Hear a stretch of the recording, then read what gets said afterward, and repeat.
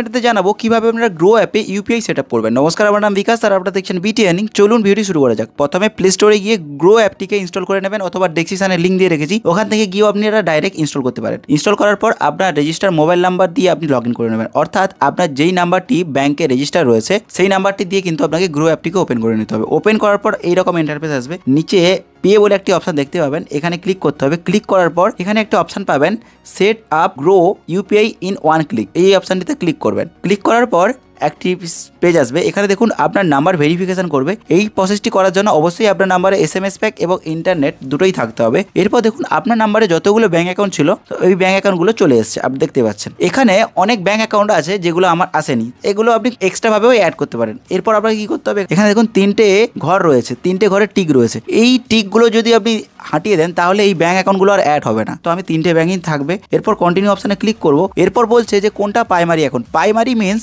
আপনার কোন অ্যাকাউন্ট থেকে টাকা কাটবে এবং কোন অ্যাকাউন্ট থেকে টাকা ঢুকবে। টাকা পাঠানোর সময় তো আপনি অবশ্যই ব্যাঙ্ক অ্যাকাউন্টটা সুইচ করতে পারবেন, কিন্তু কেউ যখন টাকা পাঠাবে তখন আপনি কিন্তু হঠাৎ করে সুইচ করতে পারবেন না। তার জন্য প্রাইমারি অ্যাকাউন্টটা কোনটা থাকবে, প্রাইমারি অ্যাকাউন্ট যেটা থাকে সেটাতেই আপনাকে কেউ যদি টাকা পাঠায় তাহলে আপনার এই অ্যাকাউন্টেই টাকা ঢুকে। তো আমি স্টেট ব্যাঙ্কেই প্রাইমারি রাখবো। এরপর কন্টিনিউ অপশানে ক্লিক করব। এরপর দেখুন আপনার যে ব্যাঙ্ক অ্যাকাউন্ট লিঙ্ক হয়ে গেছে সাকসেসফুলি। এরপর আপনি এখান থেকে ইউপিআই ট্রানজ্যাকশন করতে পারবেন। আপনার যদি আলাদা কোনো ব্যাঙ্ক অ্যাকাউন্ট অ্যাড করার দরকার হয়ে থাকে তাহলে আপনাকে মোর ইউপিআই অপশানে ক্লিক করতে হবে। ক্লিক করার পর এখানে একটি অপশন পাবেন add bank account. Add bank অ্যাকাউন্টে ক্লিক করার পর আপনি এখান থেকে ব্যাঙ্ক অ্যাকাউন্ট সার্চ করে আপনার ব্যাঙ্ক অ্যাকাউন্ট অ্যাড করে নিতে পারেন। তো চলুন আমি পেটিএম সার্চ করে নিচ্ছি আমার একটা নতুন ব্যাঙ্ক অ্যাকাউন্ট।